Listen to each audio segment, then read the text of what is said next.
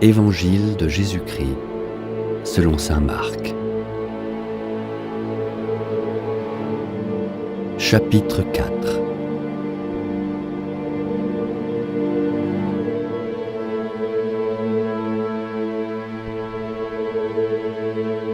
Jésus se mit de nouveau à enseigner au bord de la mer de Galilée. Une foule très nombreuse se rassembla autour de lui, si bien qu'il monta dans une barque où il s'assit. Il était sur la mer, et toute la foule était près de la mer sur le rivage. Il leur enseignait beaucoup de choses en paraboles, et dans son enseignement, il leur disait « Écoutez, voici que le semeur sortit pour semer. Comme il semait, du grain est tombé au bord du chemin.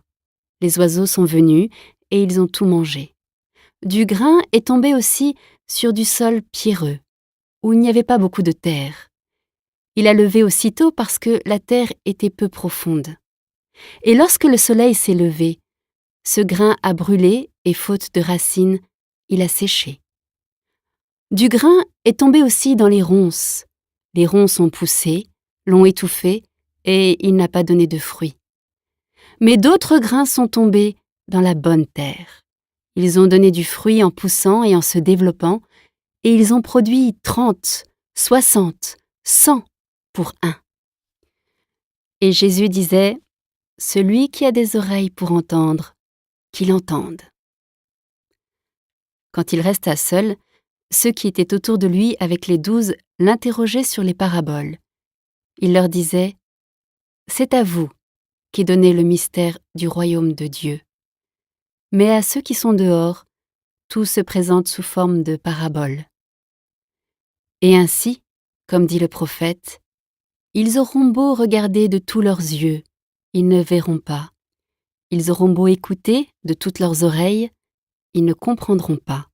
Sinon ils se convertiraient et recevraient le pardon. » Il leur dit encore, « Vous ne saisissez pas cette parabole ? Alors comment comprendrez-vous toutes les paraboles ? Le semeur sème la parole.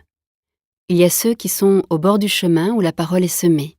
Quand ils l'entendent, Satan vient aussitôt et enlève la parole semée en eux. Et de même, il y a ceux qui ont reçu la semence dans les endroits pierreux. Ceux-là, quand ils entendent la parole, ils la reçoivent aussitôt avec joie. Mais ils n'ont pas en eux de racines. Ce sont les gens d'un moment.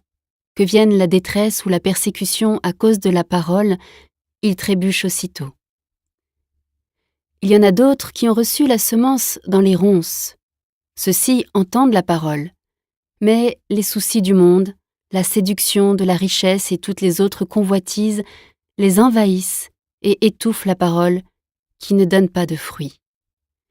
Et il y a ceux qui ont reçu la semence dans la bonne terre. Ceux-là entendent la parole, ils l'accueillent et ils portent du fruit, 30, 60, 100 pour un. Il leur disait encore, « Est-ce que la lampe est apportée pour être mise sous le boisseau ou sous le lit ? N'est-ce pas pour être mise sur le lampadaire ? Car rien n'est caché, sinon pour être manifesté. Rien n'a été gardé secret, sinon pour venir à la clarté. Si quelqu'un a des oreilles pour entendre, qu'il entende. » Il leur disait encore, « Faites attention à ce que vous entendez. La mesure que vous utilisez sera utilisée aussi pour vous et il vous sera donné encore plus. Car celui qui a, on lui donnera. Celui qui n'a pas, on lui enlèvera même ce qu'il a. » Il disait, « Il en est du règne de Dieu comme d'un homme qui jette en terre la semence. Nuit et jour, qu'il dorme ou qu'il se lève, la semence germe et grandit, il ne sait comment. D'elle-même, la terre produit d'abord l'herbe, puis l'épi, enfin du blé plein l'épi. Et dès que le blé est mûr, il y met la faucille, puisque le temps de la moisson est arrivé. » Il disait encore, « À quoi allons-nous comparer le règne de Dieu ? Par quelle parabole pouvons-nous le représenter ? Il est comme une graine de moutarde. Quand on la sème en terre, elle est la plus petite de toutes les semences. Mais quand on l'a semée, Elle grandit et dépasse toutes les plantes potagères, et elle étend de longues branches, si bien que les oiseaux du ciel peuvent faire leur nid à son ombre. Par de nombreuses paraboles semblables, Jésus leur annonçait la parole dans la mesure où ils étaient capables de l'entendre. Il ne leur disait rien sans parabole, mais il expliquait tout à ses disciples en particulier.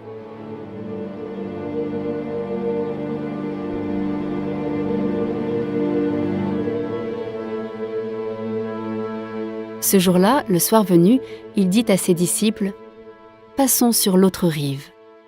Quittant la foule, ils emmenèrent Jésus, comme il était, dans la barque, et d'autres barques l'accompagnaient. Survient une violente tempête. Les vagues se jetaient sur la barque, si bien que déjà elle se remplissait. Lui dormait, sur le coussin à l'arrière. Les disciples le réveillent et lui disent « Maître, nous sommes perdus. Cela ne te fait rien ?» Réveillé, il menaça le vent et dit à la mer « Silence, tais-toi !» Le vent tomba, et il se fit un grand calme. Jésus leur dit « Pourquoi êtes-vous si craintifs ? N'avez-vous pas encore la foi ?» Saisis d'une grande crainte, ils se disaient entre eux « Qui est-il donc celui-ci, pour que même le vent et la mer lui obéissent ?»